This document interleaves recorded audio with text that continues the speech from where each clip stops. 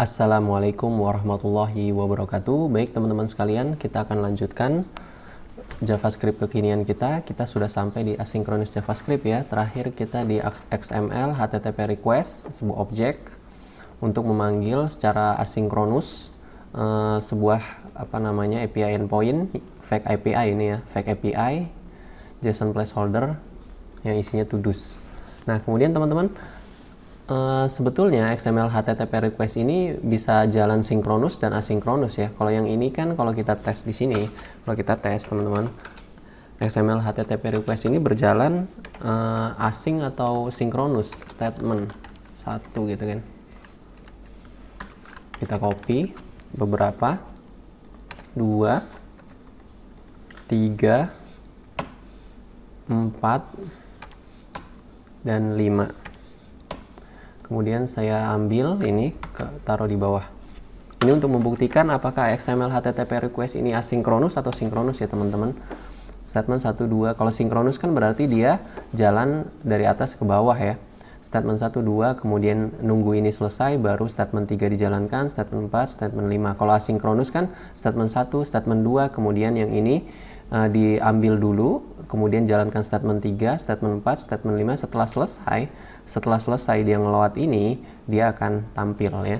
Oke, itu asinkronus. Coba kalau kita save.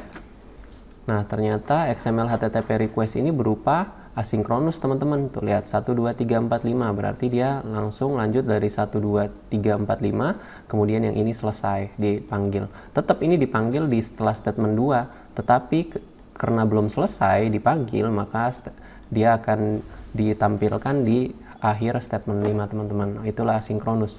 Nah, menariknya XML HTTP request ini bisa berupa sinkronus teman-teman. Kalau kita tambahkan di argumen di open ini false seperti ini, dia akan berlaku sebagai sinkronus teman-teman.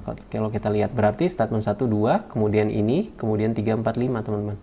Oke, kita lihat. Nah, kita lihat statement 1, 2, nah langsung ininya XML HTTP requestnya, kemudian 3, 4, 5. Ini berarti sinkronus berarti ya. Berarti sinkronus dia nunggu dulu sebelum mengeksekusi statement 3, 4, dan 5 teman-teman. Oke, itu adalah sedikit tentang XML HTTP request. Nah, kemudian kita hapus dulu. Di XML HTTP request ini sebetulnya kita bisa membungkus kode yang banyak ini menjadi sebuah function, kemudian kita bisa panggil berulang kali gitu kan. Baik, kita akan mencoba itu. Kita akan membungkus objek request kita dengan menggunakan function const ambil data misalkan sama dengan kemudian arrow function ya. Kemudian saya geser ini ke atas, alt atas, kemudian saya klik kanan, format dulu biar rapi. Kemudian kan di bawah sini kita panggil seperti ini ya, ambil data seperti ini. Kemudian kita dapat manggil beberapa kali gitu ya, beberapa kali request ini. Kemudian pertanyaannya adalah ketika kita panggil ambil data, yang keluar di layar atau yang tampil resultnya adalah yang ini atau yang ini ya kan? Selalu yang ini dan yang ini. Bagaimana kalau kita pengen lebih dinamis gitu, ketika ambil data yang kedua atau ketiga atau keempat, output kita berbeda, bukan ini dan ini. Baik, oleh karena itu kita harus melakukan callback function nih, kita harus memasukkan callback function di dalam sini. Kita masukkan ya, ini dihapus dulu. Jadi biar dinamis, yang ini kita akan ganti callback function, yang ini juga kita ganti callback function, kemudian nanti kita outputnya kita tentukan dari sini. Baik, kita arrow function, ini callback functionnya, berarti diambil data ini, karena kita panggil ada callback function, ya berarti kita taruh di sini ya parameternya, callback func, gitu ya. Callback func, kemudian ketika if request ready state 4 dan request statusnya sukses, berarti ini kita komen dulu. Berarti ini kita panggil ya callback function seperti ini. Yang ini kita komen dulu, kemudian kita callback function seperti ini. Oke, nah ketika callback function ini dipanggil, apa yang harus kita lakukan? Ini kan callbacknya ya. Apa yang kita harus lakukan? Kemudian kita console log dulu. Callback function dijalankan gitu ya. Kita save ya. Kita save berarti dia ini kan to-do-nya benar ya. Ini false-nya dihapus dulu. Oke. To-do-nya benar berarti dia akan ready state 4, request statusnya sukses. Kita save ya. Oke, callback function dijalankan. Berhasil nih teman-teman. Berhasil, callback function kita dijalankan nih yang ini. Yang ini berarti dia manggil console log callback function dijalankan. Nah, kemudian biar lebih dinamis, kita akan membuat callback function ini memiliki parameter teman-teman.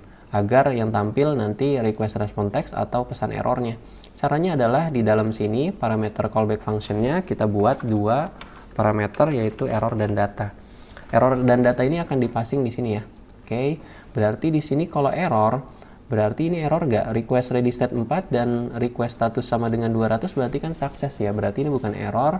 Berarti untuk parameter yang pertama berarti ini kita kasih kosong aja undefined. Kemudian data, ya benar ya, dapat data ya. Kalau sukses dan ready state-nya 4 berarti datanya adalah ini, kita copy aja request.responseText seperti ini. Callback function jalankan, dia passing parameternya undefined di error request response text. Oke, sip. Yang kedua karena ini error ready state-nya 4, ready state 4 itu berarti sudah di send ya. Berarti di sini errornya kita tulis ya, tidak bukan nih. Ya, benar ya. Tidak dapat mengambil data gitu ya. Tidak dapat mengambil data. Kemudian di sini undefined. Kan nggak dapat data dia ya karena request ready set-nya 4 tapi nggak sukses. Kemudian kita keluarkan di sini console.log error, data. Nih, dia akan mempassing hasil dari ini, teman-teman. Undefined request response text sama yang ini. Kita save ya. Kita save. Ini berarti berhasil. Maka di sini undefined ya, benar teman-teman. Undefined, kemudian di sini response text-nya. Betul ya. Oke, sip. Di sini benar ya. Kemudian kalau salah, misalkan O-nya double, save.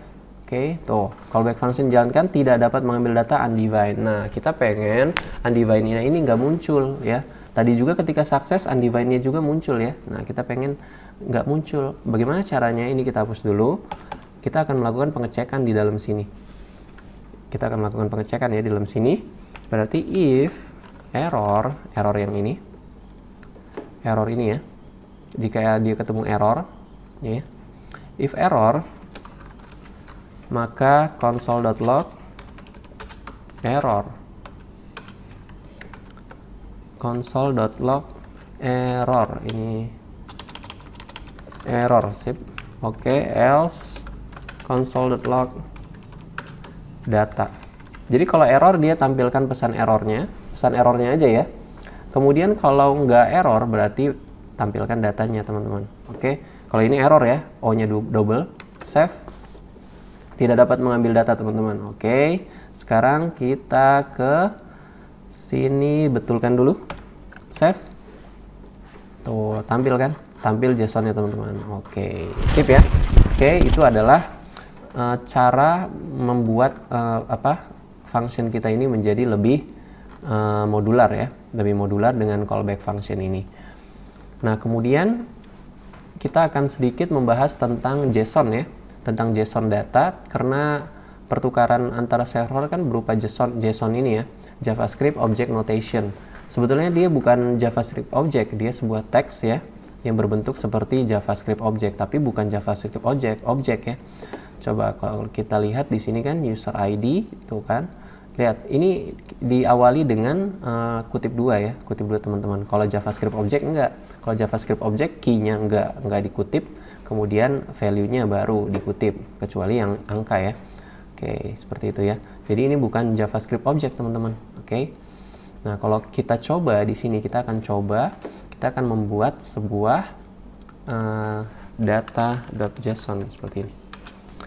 Data.json array, kemudian di dalamnya kalau kita pengen JavaScript Object berarti seperti ini ya, teman-teman. Misalkan di sini judul.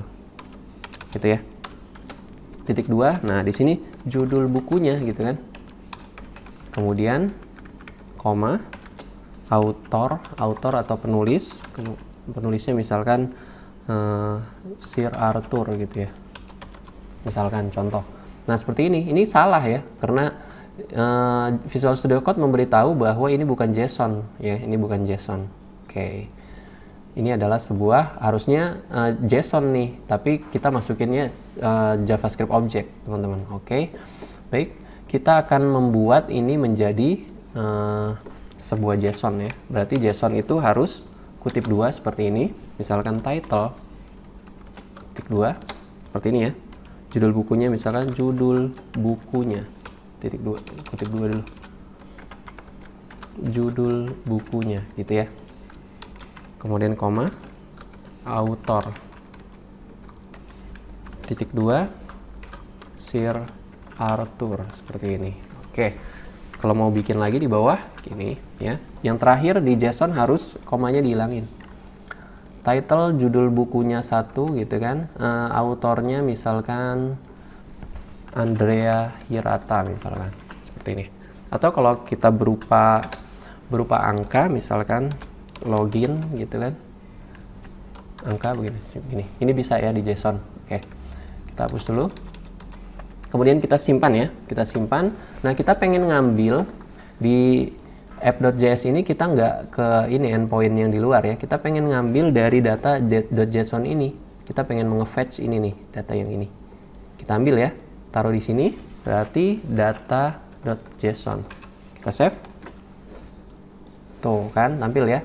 Title, judul bukunya author Sir Arthur, title, judul bukunya author Andre Hirata, teman-teman. Oke, ini data.json, teman-teman. Oke, kita berhasil mengambil contoh dari JSON yang kita buat sendiri. Kemudian, bagaimana kalau kita pengen mengambil bukan dari satu endpoint saja? Kita pengen mengambil dari 2 atau 3 endpoint, teman-teman. Nah, contoh ya, misalkan di sini saya punya folder data yang isinya adalah beberapa JSON file. Yang pertama data.json, yang ini adalah judul novel detektif ya, Sir Arthur Conan Doyle, Agatha Christie, Poirot. Kemudian data 1 ini adalah novel Indonesia, Laskar Pelangi dan seterusnya.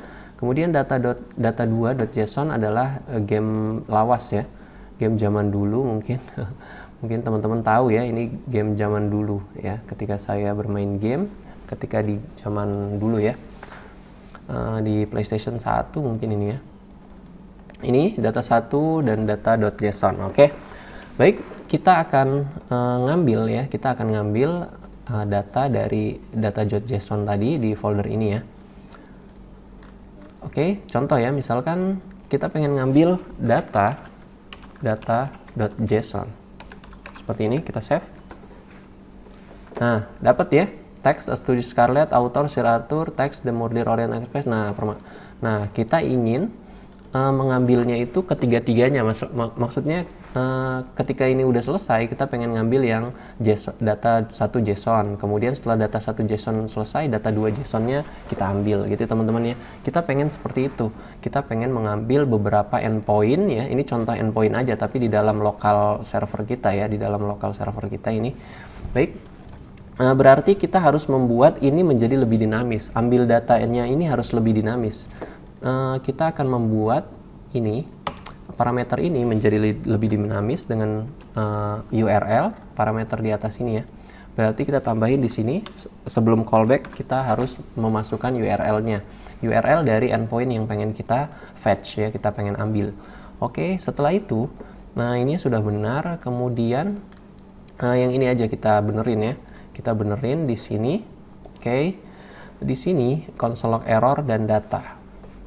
Berarti kita pengen tampilin datanya aja ya sebetulnya ya, seperti ini. Nah, di depannya sini ya. Oke, sebentar ada yang error yang merah ya. Oke. Oh iya, if-nya ya.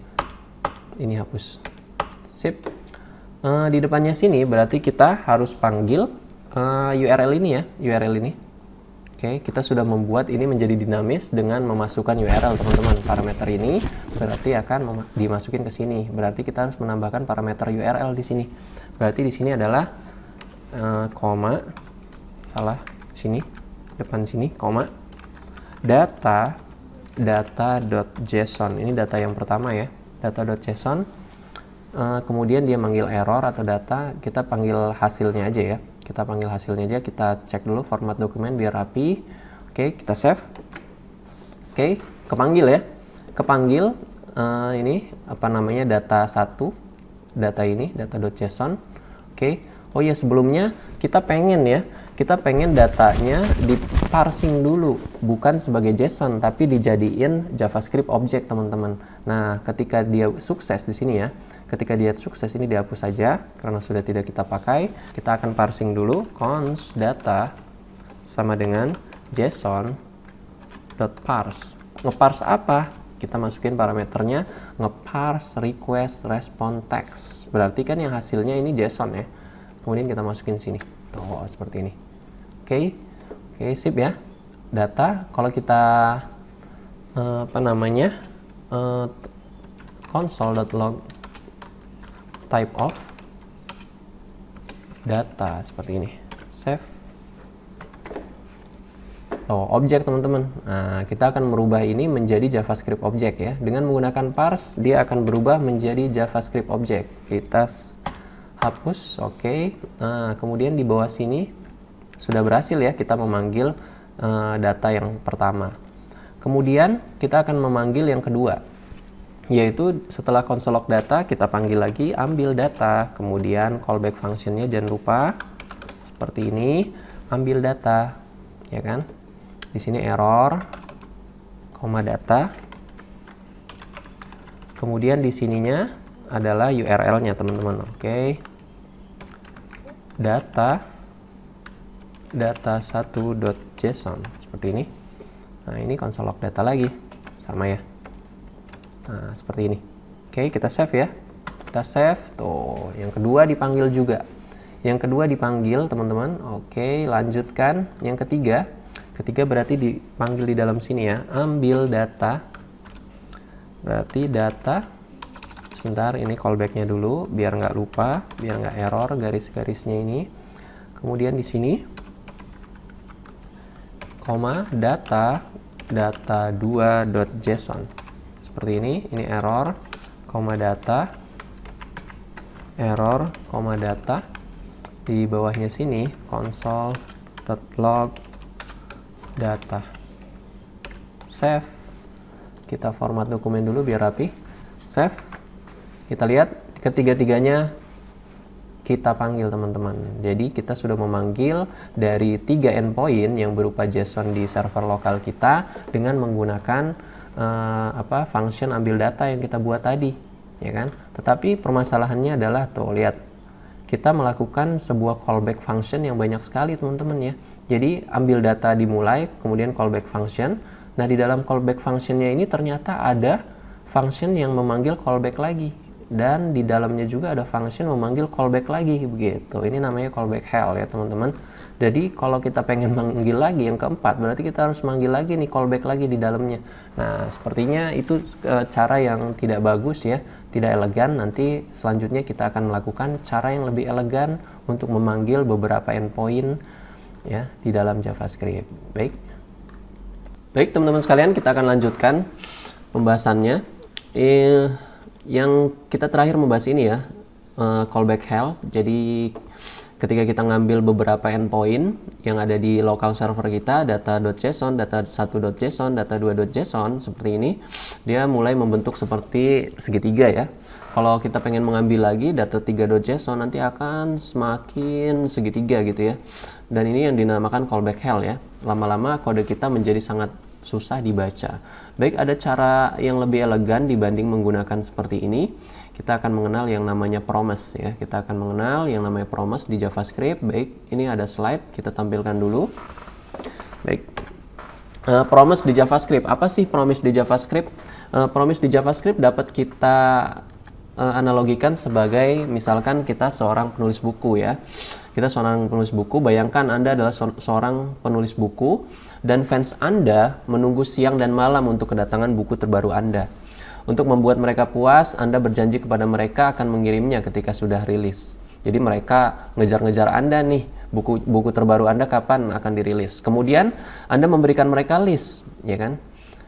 Untuk membuat mereka puas, kan Anda berjanji ya kepada mereka akan mengirimnya ketika sudah rilis. Kemudian Anda memberikan list kepada mereka untuk mengisi alamat email para fans Anda. Jadi ketika buku Anda sudah rilis, buku Anda sudah rilis, mereka akan mendapatkan notifikasi walaupun nanti terjadi sesuatu yang buruk, misalkan penerbit buku Anda gedungnya terbakar sehingga buku Anda lenyap. Fans Anda dapat notifikasi tentang musibah itu juga. Kemudian semuanya senang. Anda juga senang karena para fans tidak mengerubungi Anda lagi, dan fans Anda tidak akan melewatkan berita baru tentang buku Anda. Nah, analogi yang di atas tadi, itu yang sering kita dapatkan di programming ya, terutama di bahasan kita yaitu promise. Yang pertama adalah kode yang sedang berjalan, yang akan melakukan sesuatu dan butuh waktu ya. Jadi kita memiliki kode yang sedang berjalan yang akan melakukan sesuatu dan butuh waktu. Seperti contoh kode yang mengambil data dari server database. Itu adalah kita analogikan sebagai si penulis buku. Yang kedua, kode yang menerima hasil dari kode yang sedang berjalan ya, maksudnya yang akan meminta hasil dari kode yang sedang berjalan ketika itu sudah siap. Ingat ya, karena kode yang sedang berjalan ini butuh waktu proses, kemudian kode yang menerima ini akan menunggu kode yang sedang berjalan ini. Banyak function yang membutuhkan hasil tersebut, hasil ini ya, hasil kode yang sedang berjalan ini. Itu adalah si fans Anda. Jadi si fans Anda ini seperti kode yang menerima dari kode yang sedang berjalan. 3. Sebuah promise adalah sebuah JavaScript object yang menghubungkan antara kode yang sedang berjalan yang berproses yang membutuhkan waktu itu dengan kode yang menerima hasil dari kode yang sedang berjalan. Dalam analogi kita di atas, hal ini adalah yang ini ya, kode yang menerima. Hal ini adalah list daftar email para fans, itu adalah kode yang menerima. Jadi kode yang sedang berjalan akan berproses selama waktu yang mereka inginkan untuk menghasilkan sesuatu. Dan promise membuat hasil tersebut dapat tersedia untuk para fans yang sudah mendaftarkan email mereka ketika hasil tersebut sudah siap. Begitu teman-teman. Itu adalah analogi seorang penulis buku yang bisa kita kita analogikan sebagai promise di JavaScript. Baik, bentuk dari promise kita dapat lihat di kode di Visual Studio Code. Bentuk dari promise secara default adalah seperti ini ya. Ada seperti ini, kita membuat promise ya. Ini adalah kode yang sedang berjalan di dalam sini. Kemudian ada saat sukses, saat error. Kemudian kode yang menerima ada di bawah sini, diproses ya. Ketika hasil ini sukses atau error, nanti akan ada yang menerima, yaitu yang ini. Harus nunggu promise yang telah ditepati. Yang ini butuh waktu, yang ini nunggu yang ini selesai atau error gitu ya. Jadi ketika kode yang menerima ini sudah menerima hasil dari ini, nanti diproses nih di function di dalamnya, kode jika sukses, kode jika error gitu teman-teman. Ini adalah bentuk dari promise dan kode yang akan menerima promise kita. Baik, kita akan menerapkannya di sini. Kita hapus saja ya, ini yang callback help. Kita hapus. Kita akan membuat sedikit sedikit promise ya di bawah sini. Kita belum menerapkannya di ambil data ini. Kita sedikit mencontohkan tentang promise. Misalkan kita membuat sebuah function di sini, ambil sesuatu gitu ya, sama dengan arrow function seperti biasa ya. Oke. Kemudian di dalam sini, nah kita mereturn sebuah promise ya, sebuah promise P-nya gede. Kemudian promise ini menerima sebuah callback function ya, sebuah callback function seperti ini, arrow function lagi. Nah, di dalam promise ini ada sebuah function bawaan yang akan menjadi parameter di callback function ini, yaitu resolve dan reject. Nah, ini bawaan ya dari promise, jadi bisa kita pakai ini ya. Resolve itu ketika sukses promise-nya, reject itu ketika error promise-nya. Jadi kalau kita di sini, misalkan di sini ambil data dari server dan butuh waktu, contoh aja ya, kita nggak nge-fetch data dari API, dari endpoint. Kemudian ketika ambil datanya udah selesai, di sini kita resolve misalkan. Jadi ketika sukses kita akan dapat data. Karena di sini kita nggak ngambil dari endpoint apapun, makanya kita outputnya jangan data ya. Berarti kita outputnya adalah string aja. Suatu data yang didapatkan gitu aja ya. Nah seperti ini. Nah ketika promise-nya resolve atau selesai, ketika sudah ambil datanya sudah selesai, berarti kan sukses ya, resolve gitu kan. Kemudian kita akan membuat di bawah sini adalah kode yang menerima. Kalau ini kan promise-nya ya, kode yang menerimanya di bawah, yaitu Contoh misalkan ambil sesuatu, ya kan, ini kita jalanin function ini ya. Ambil sesuatu, nah seperti ini. Karena ini promise, kita harus menggunakan metode then di sampingnya. Then gitu ya, metode then. Seperti ini. Nah, metode then ini akan menerima sebuah function juga ya. Di dalam sini bisa kita masukin function yang berupa parameter ya. Parameter yang pertama yang bisa kita masukkan adalah datanya ya. Jadi data ketika dia resolve, ketika sukses, kita mendapatkan datanya sebagai parameter di argumen di then ini. Oke, seperti ini ya. Berarti kita bisa console.log ya. Console.log data seperti ini. Oke, kita save ya. Kita lihat di sini. Tuh, suatu data yang didapatkan. Berarti functionnya sudah resolve ya. Promise-nya sudah resolve. Nah, bagaimana kalau gagal atau reject? Nah, reject ini bisa kita pakai. Kita komen dulu reject data gagal didapatkan gitu ya. Kemudian di sini, nah bagaimana cara men-tackle reject-nya? Kalau di sini kan ini kan parameter ya. Ini kan sebuah parameter dari then. Nah, kemudian kita tambahkan di sini. Nah, error. Nah, ini bisa juga jadi function ya, error gitu kan, error function seperti ini, console.log error seperti ini. Oke, kemudian kita save, kita lihat data gagal didapatkan. Nah, jika reject, nah function reject ini dijalankan, data gagal didapatkan, kemudian dia akan mengoutput yang ini ya, bukan yang data yang ini. Nah, seperti ini teman-teman. Ini adalah cara berjalannya sebuah promise di dalam JavaScript. Jadi ada kode yang produce, ada yang consuming, ya, consuming yaitu yang ini yang tadi ya. Yang tadi yang di slide kita, kode yang sedang berjalan dan kode yang menerima. Oke. Baik. Kita lanjutkan ya. Sebetulnya ada cara mudah ya, cara lebih gampang daripada kita menambahkan parameter di then-nya. Jadi kita bisa hapus dulu ini. Kita bisa hapus, kemudian kita bisa menambahkan di sini catch, metode catch. Kemudian di sini kita callback function lagi.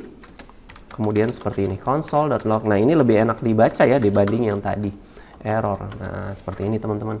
Jadi catch ini untuk meng-catch error dari promise-nya. Ketika reject, dia akan ditangkap sama si catch. Error ini adalah nilai dari ini. Kemudian ditampilkan di konsol menggunakan console.log. Sip. Kita lihat. Tuh, sama aja kan? Data gagal didapatkan. Berarti enakan ini ya, lihatnya ya. Enakan ini ya teman-teman dibanding yang tadi kita membuat parameter di dalam then-nya. Baik. Kemudian kita akan mengkonversi. Kita akan mengkonversi function yang di atas ini. Yang di atas ini menjadi sebuah promise. Sebuah promise teman-teman. Oke, kita akan mengkonversi jadi sebuah promise. Kita hapus boleh ya, kita hapus saja. Kita hapus. Kemudian di dalam sini ya, di dalam sini kita enter dulu. Kita enter. Kemudian kita buat return new promise gitu. Kemudian di dalamnya adalah callback function yang menerima apa? Resolve dan reject. Seperti itu ya. Kemudian arrow function ya di sininya. Nah, yang di dalam sini ini kan kode yang akan diproduce ya. Kode yang akan diproduce. Berarti apa? Berarti ini ya, kita masukin ke dalam. Alt atas seperti ini. Kemudian kita rapiin, klik kanan, format dokumen. Nah, rapi ya. Oke, kita sudah memasukkan promise ke dalamnya. Kemudian ini callback ini kita tidak membutuhkan callback ya. Kita tidak membutuhkan callback. Berarti kita hapus saja callback-nya. Ini kita hapus saja karena kita sudah menggunakan promise ya. Ini kita hapus saja, URL-nya nggak apa-apa ada. Return a promise, resolve, reject. Nah, resolve-nya itu akan mengganti, reject ini akan menggantikan ininya ya, tadi callback-nya. Tadi kan ada callback ya di sini. Dia akan digantikan oleh resolve sama reject-nya. Baik, kita akan membuat di sini. Berarti di sini resolve ya, resolve, dan dia akan mendapatkan datanya. Data dari parsing, hasil parsing JSON ini jadi JavaScript object ya di sini. Kemudian ketika dia statusnya nggak 200 alias nggak sukses, berarti dia dapatnya reject. Rejectnya apa? Tidak dapat mengambil data, seperti itu ya. Oke, tidak dapat mengambil data. Kemudian di bawah sini, ini udah selesai berarti ya. Di bawah sini kita panggil ambil data ini ya. Ambil data. Nah, ambil data ini sebuah promise ya. Kan dia mereturn sebuah promise. Berarti kita harus menambahkan then method di sini. Nah, kemudian then method ini menerima apa? Oh iya, ambil datanya ini lupa ya. Ambil datanya ini kan ada parameternya URL. Berarti URL-nya adalah lokal ini ya, lokal JSON kita. Berarti di sini data yang pertama dulu ya, data.json. Typo. Kemudian then-nya apa? Then-nya adalah ketika sukses. Ketika sukses berarti di sini data ya, dia dapatkan data. Kemudian kita bisa, ini karena return-nya cuma satu ya, kita bisa jadiin satu baris ya. Atau nggak usah deh, kita jadiin ini aja biar gampang. Console.log promise telah resolve. Kemudian koma, ini adalah data. Seperti ini ya. Nah, kemudian di bawahnya di sini kita tambahkan catch. Kemudian error. Kemudian console.log promise telah di reject, koma error gitu ya. Sip. Kemudian kita jalankan ya teman-teman. Save. Promise telah resolve ya, betul ya. Dapat kita Studio Scarlet, The Murder of Orient Express, The ABC Murder Agatha Christie. Baik. Sukses ya. Bagaimana kalau gagal misalkan kita salah URL-nya? Ya ini berarti error ya. Kita save. Promise telah di reject, tidak dapat mengambil data. Keren kan teman-teman? Ini lebih rapi ya. Ini lebih rapi dan kita akan mengambil banyak source ya dari satu ini. Kita akan mengambil banyak source. Di sini ya, kita tambahkan di sini. Kita akan tambahkan di sini adalah ambil data. Ambil data. Data 1.json. Seperti ini. Ya, seperti ini. Nah, permasalahannya adalah kita harus membuat ini kan sebuah promise ya, sebuah promise. Berarti kita return aja di sini. Kita return ambil data. Gitu ya. Return ambil data, nanti dia kita tambahkan di sini then ya. Then kemudian di sini data console.log